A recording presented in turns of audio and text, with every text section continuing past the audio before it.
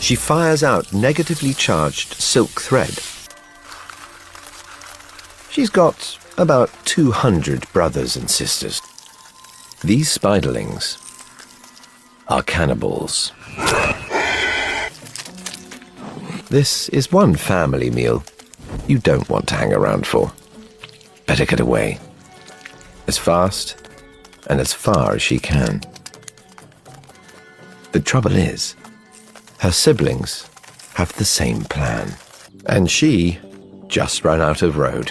But when it comes to great escapes, this spider has an extraordinary skill. She fires out negatively charged silk thread into the positively charged atmosphere. Opposite forces attract, pulling her up, up, and away. Riding the wind, even cruising the jet stream, she can travel for thousands of miles. By ballooning, they've colonized every corner of the Earth.